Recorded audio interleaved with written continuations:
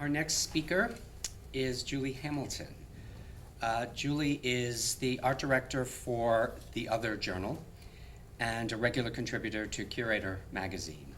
Her current research and writing coalesce at the intersection of phenomenology, religion, and visual culture, specifically in film and contemporary art.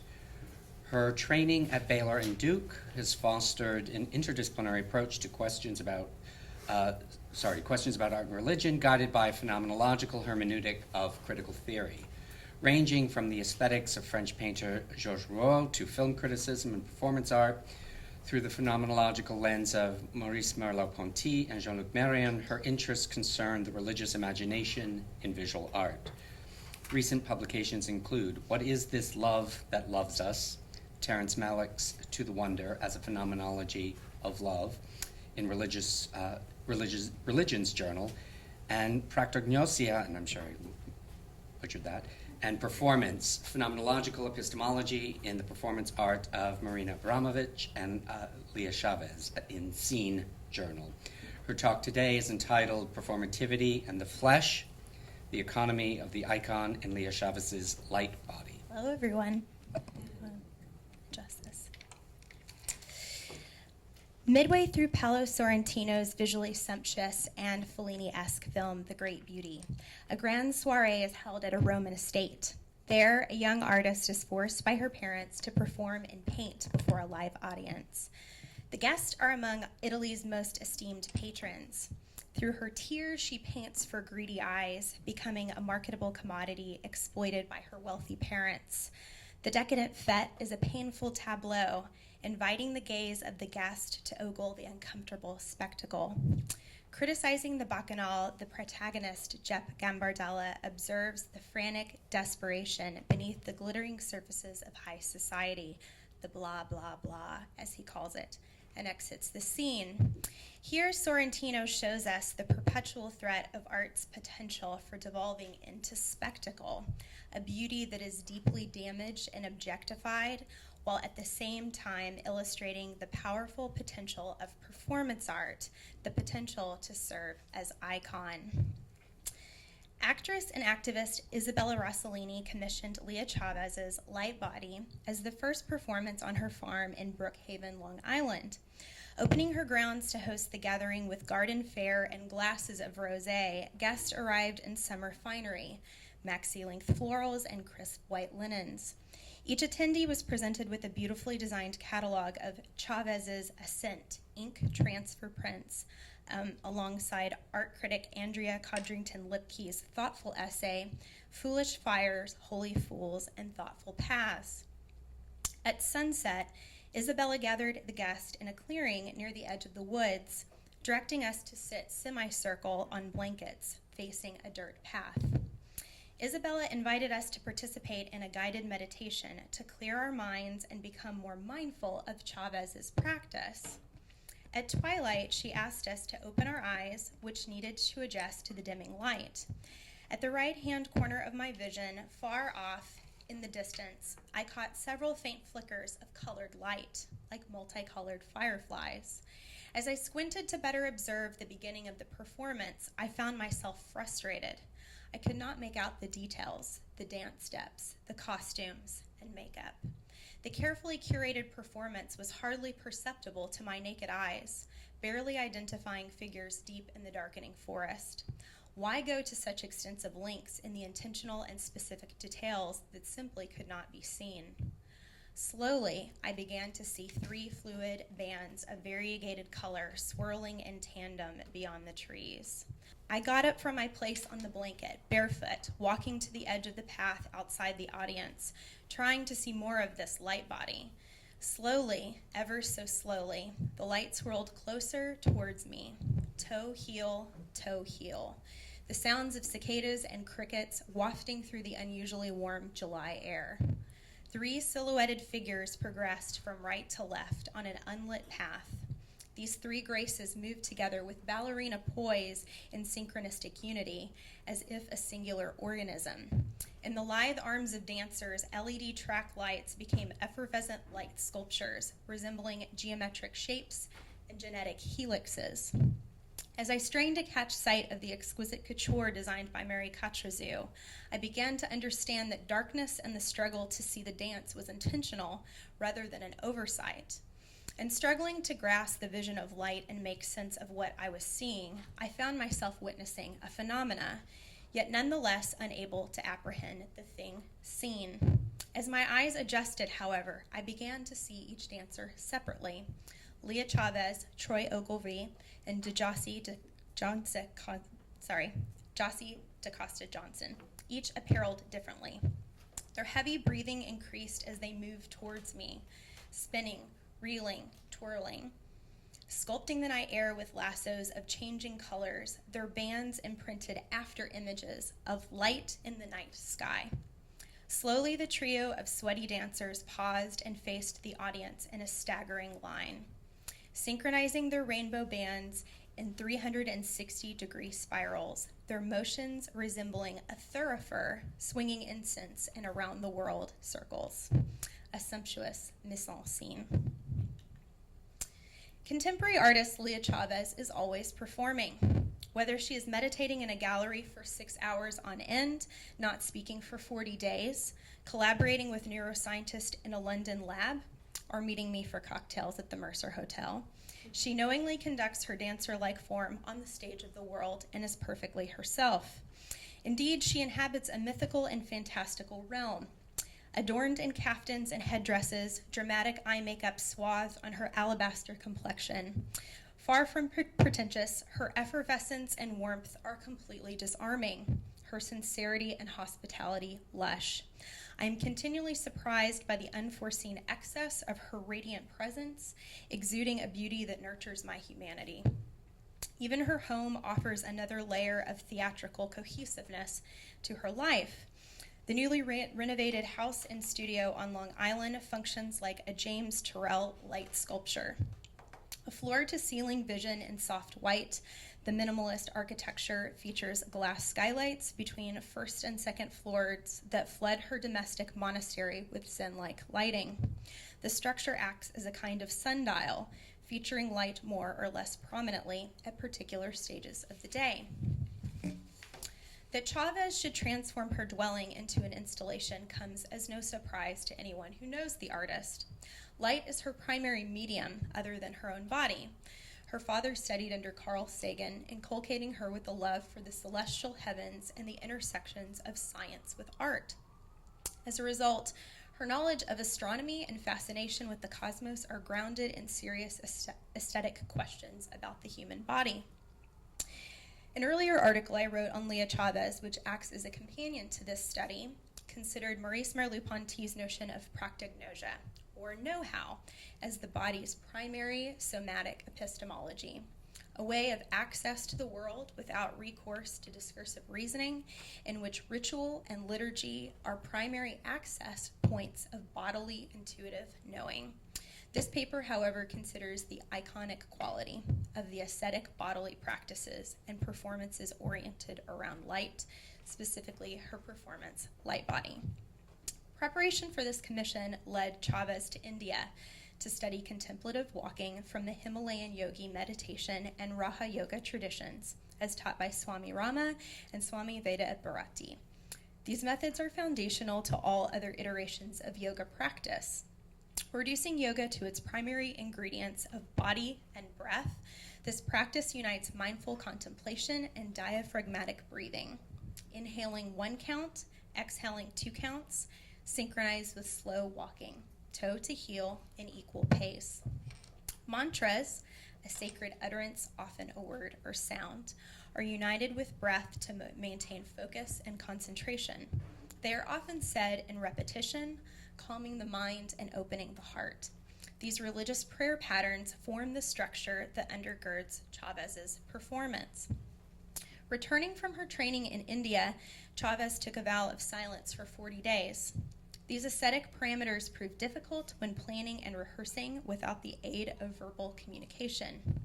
This invited Chavez and her production team to engage creative methods for designing and rehearsing a performance, using the body as a primary vehicle for expression.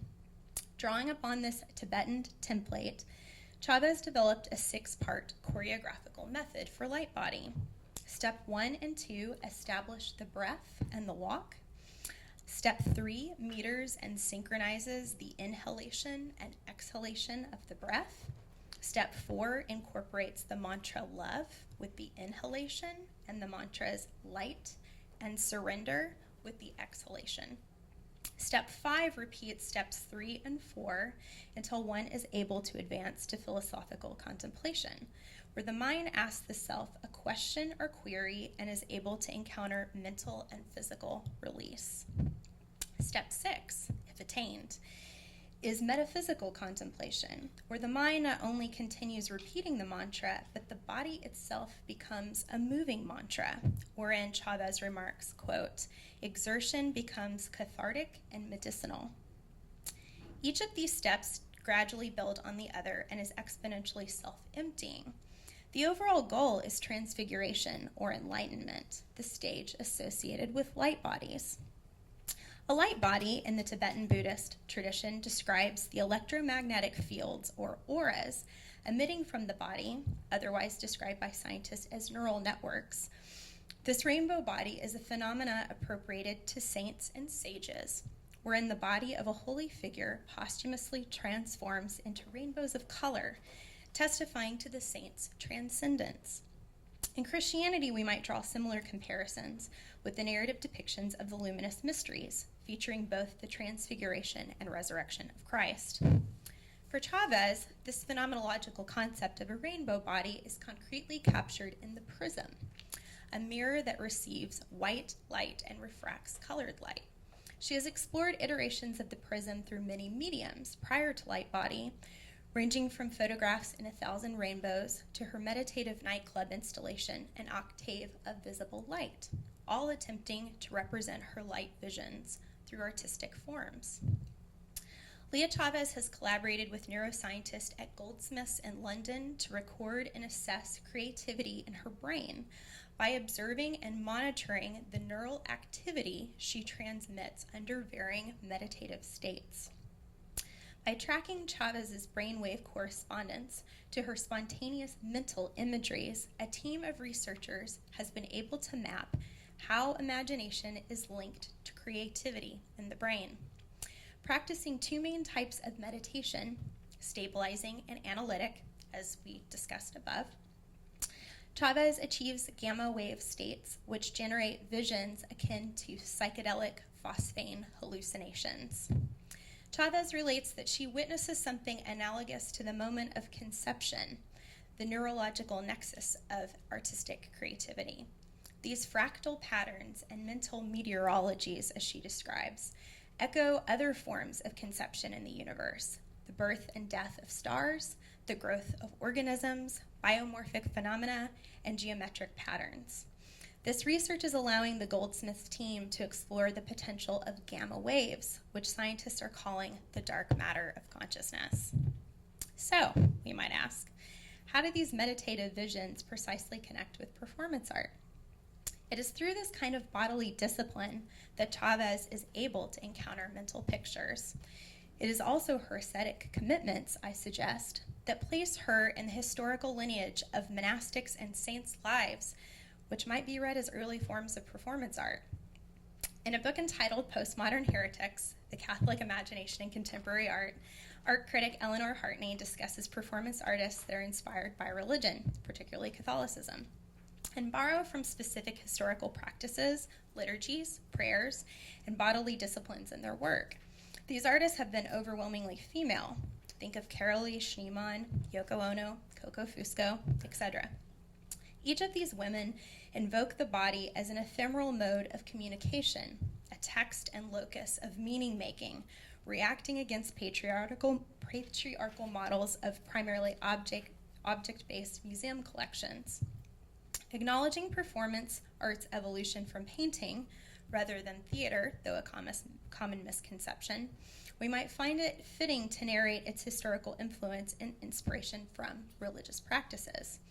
Nevertheless, if we were to consider the lives of saints and mystics as early forms of performance art, what if we were to consider the lives of saints and mystics as early forms of performance art?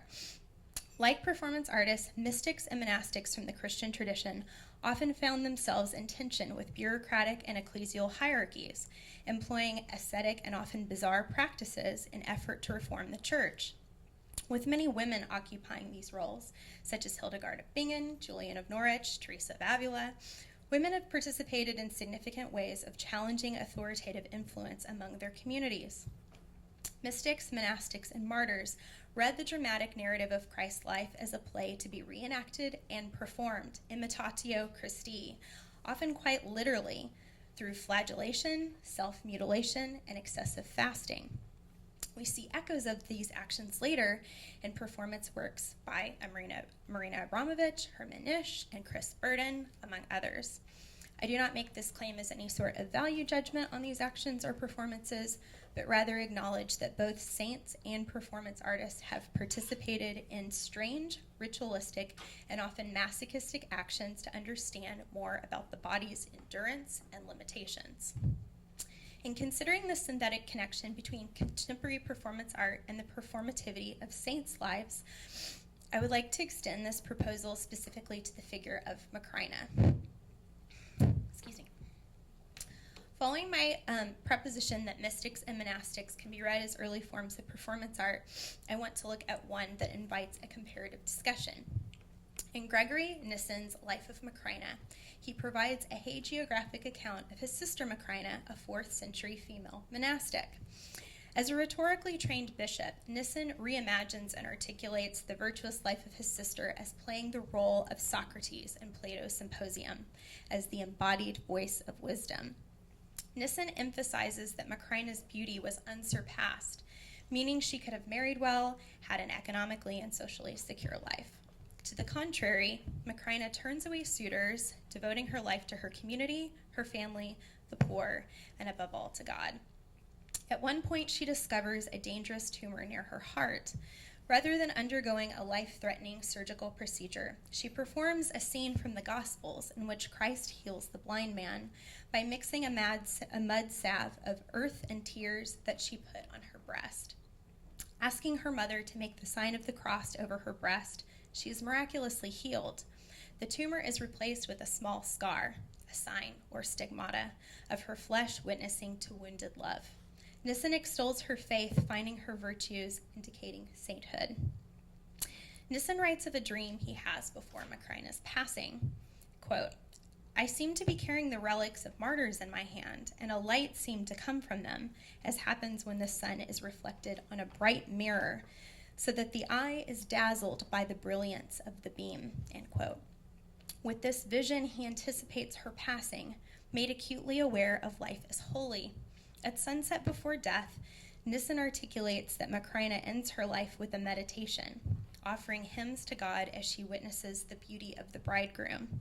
As Nissen observes Macrina's body being prepared for her funeral and places his mother's veil over her body with the help of his sister, he observes a unique phenomena.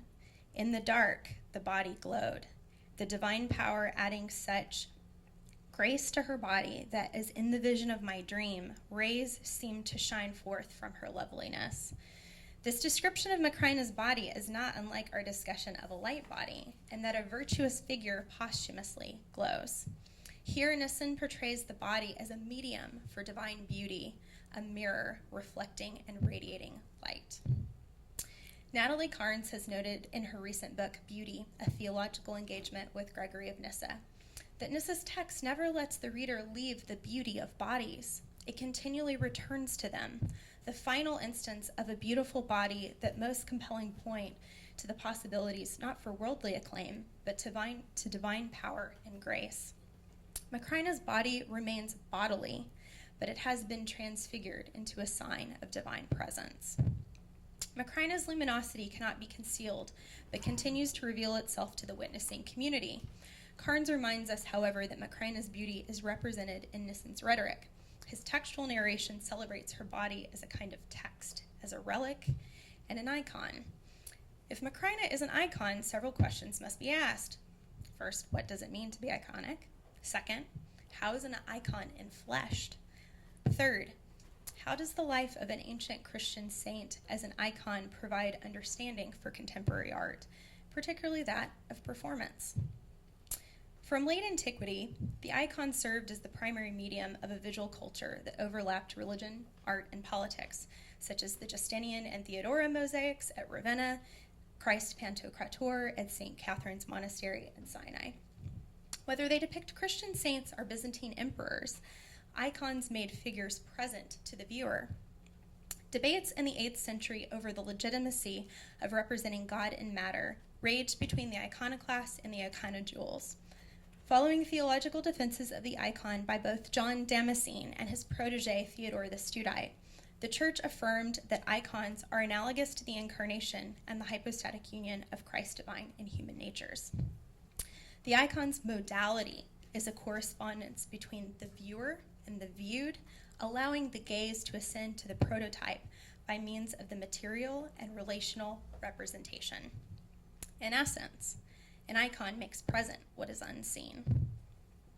Christian theologians have described the icon as elastic, such that it may be extended to other artistic forms, including literary text. We may think here of Gerard Manley Hopkins, Denise Levertov, or such as music. We may think of J.S. Bach and James Macmillan, and also cinema. I think here of Tarkovsky and Ingmar Bergman. But what about performance art? Theater certainly is engaged with aspects of incarnation, especially through mimesis, when an actress inhabits a character and performs it to the degree that she no longer resembles herself. But performativity and embodied art get at something different entirely. The person performing is not concerned with verisimilitude, but rather, perhaps more importantly, with depicting dimensions of the self in a non-fictional, often unscripted manner, in the form of her own flesh. The phenomenologist Jean-Luc Marion offers a helpful set of terms for thinking of the icon and its relationship to human flesh. Paul Griffiths, who draws from Marion's work, provides a schema for the correspondence between icon and the flesh in his book, Intellectual Appetite, a Theological Grammar. An icon, he writes, represents the beauty of the created order and signifies something other than itself, pointing its viewers to something beyond itself. We might find such iconicity in the inexhaustibility of the human face. Here, the face as icon functions as a kind of mirror. It offers a double openness, both to the viewer's gaze and to that which it reflects. When the viewer gazes at the icon, what she sees is neither static nor captured, but nourished. She is thereby seduced deeper into its beauty. For Griffiths, things are iconic insofar as they are close to Christ's body. Sometimes this proximity is intimate, other times distant. Why should Christ's body have a special relationship to the icon? For the Christian, the fleshly body bears the image of God made visible in Christ, making human flesh iconic, regardless of the damage it has incurred. This conviction that human flesh can never cease to be iconic follows from Augustine's Platonist logic. Insofar as something exists, it participates in being, which thereby participates in God. To not participate in God is to cease to exist, and one cannot eradicate one's iconicity without remainder. That is to say, that one cannot be damaged beyond one's own ability to be iconic. For Griffiths and for Marion, the flesh is a lived icon that is saturated and inexhaustible. That is to say, it is a site of overwhelming givenness, a vehicle in time and space of the unforeseen. The face serves as an endless hermeneutic. It is the visible in excess. The face is not an abstraction like beauty, nor is it conceptual such as an idea. The face is envisioned in me. I know a face because I face it. Consequently, the face, and therefore the flesh, is an icon par excellence. While Macrina and Leah Chavez do not share the same forms of ascesis, poverty, virginity, etc., their performative lives are shaped by shared religious practices.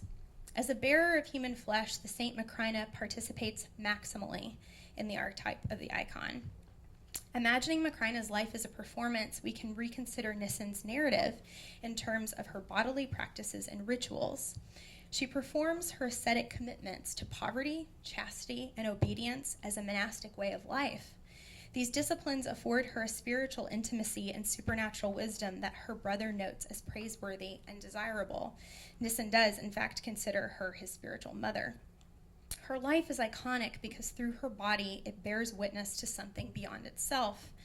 Her body is consecrated as a vessel that exhibits holiness, indeed luminosity.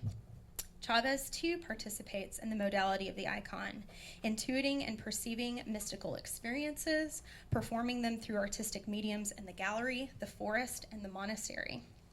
By probing the inner landscapes of her mind, she harnesses creative insight that inspire fresh connections between art and science stemming from religious consciousness. Deploying this consciousness as artistic material, she offers her flesh as a conduit or mirror, a prism reflecting light. In the final canto of Dante Alighieri's Paradiso, the poet describes the experience of beholding a luminous substance, which appears to be 3 overlapping circles of different colors in a singular dimension. He says, or Hollander translates, "In the deep and bright essence of that exalted light, 3 circles appeared to me. They had 3 different colors, but all of them were of the same dimension. One color seemed reflected by the second, as rainbow is by rainbow, and third seemed fire-breathed equally by those 2 circles." The longer Dante gazes into the light, his eyes begin to adjust, seeing more clearly. As his gaze grows stronger, the light takes on nuance, difference, multivariance, and color.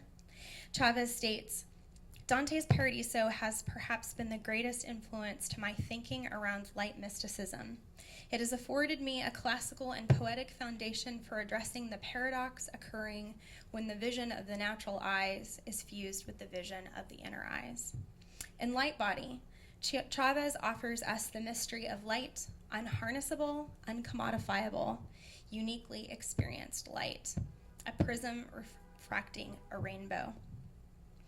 In a letter to Gregory Nissen, writes to another of Macrina's brothers, Peter, he discusses the natural phenomena of the rainbow as an analogy to the Christian claim that God is triune, one indivisible substance in 3 distinct persons. The prism, he writes, encounters white light and refracts from it a spectrum of colored light. There occurs a kind of bending and returning of the light upon itself, for the radiance reflects back.